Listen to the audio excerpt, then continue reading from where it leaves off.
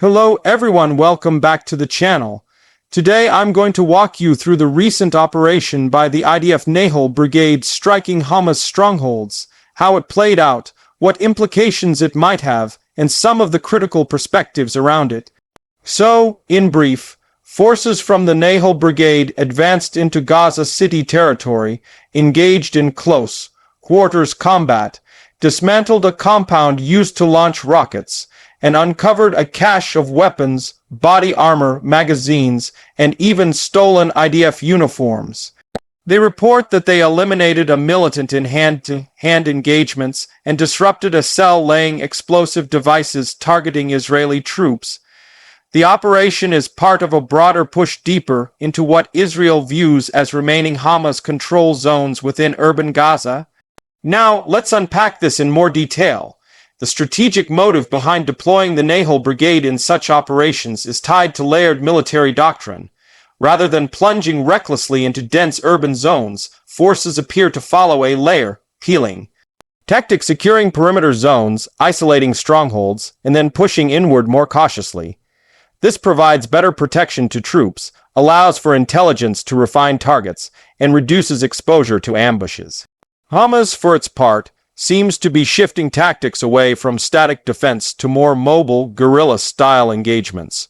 Small units hit and run surprise attacks, and placing booby traps in civilian infrastructure. During the operation, the IDF says they dismantled a rocket launching compound. That would mean they struck not just a firing site, but the infrastructure sustaining rocket operations, launch tubes, command nodes, observation, or trigger posts. The discovery of stolen IDF uniforms, body armor, and weapon stockpiles underscores how deeply embedded some of these assets are within civilian and quasi-civilian spaces, raising the murky boundary between combat zones and non-combat zones. In terms of outcomes, on the one hand, such operations degrade Hamas's tactical capabilities. Removing or disabling rocket hubs, command nodes, and weapons stores reduces the capacity for sustained attacks.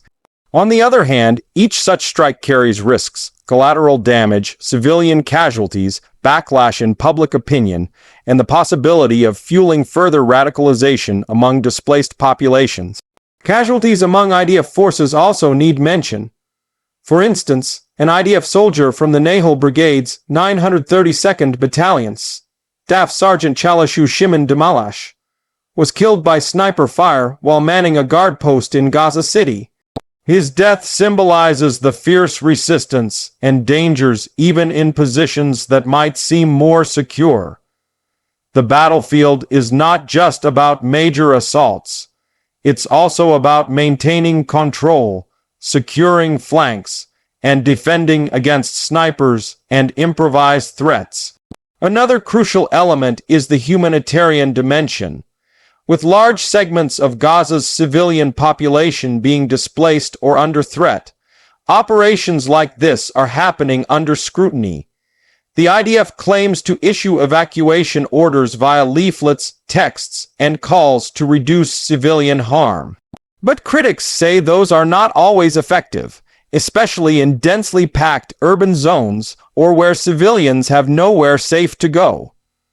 The proximity of military targets to civilian infrastructure means that any miscalculation or intelligence error can have dire consequences for non-combatants. Also, the destruction of infrastructure, roads, power lines, water systems, inevitably follows sustained military operations.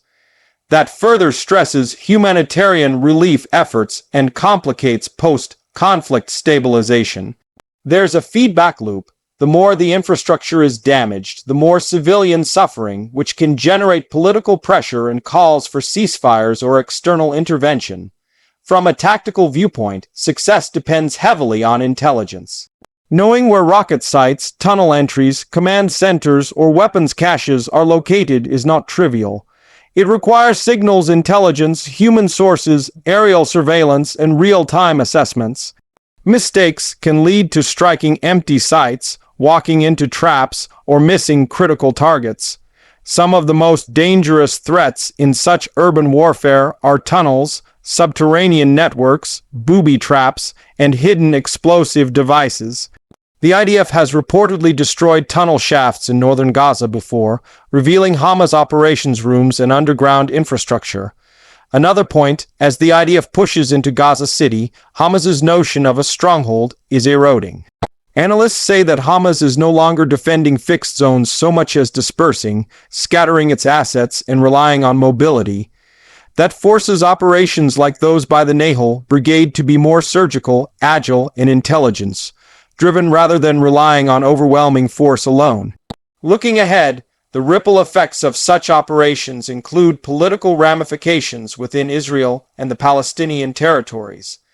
For Israel, showing its military can reach deep into contested zones is tied to messaging about deterrence, national resolve, and protecting citizens.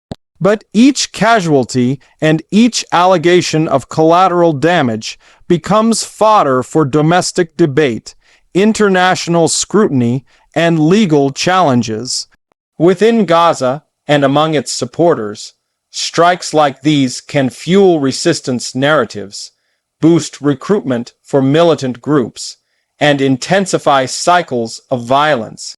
On the broader war front, such operations may shape ceasefire negotiations, international mediation efforts, and third-party involvement. When one side demonstrates capacity to inflict damage deep in urban zones, it raises the stakes for both diplomacy and battlefield posture. In summary, the Nahal Brigade's strike against Hamas Strongholds is part of a larger campaign that balances military objectives, intelligence constraints, humanitarian concerns, and political signaling. Its tactical successes, destroying rocket infrastructure, capturing weapon deposits, eliminating militants, are counterbalanced by inherent risks, civilian harm, strategic overreach, and the challenge of asymmetric resistance that adapts fast.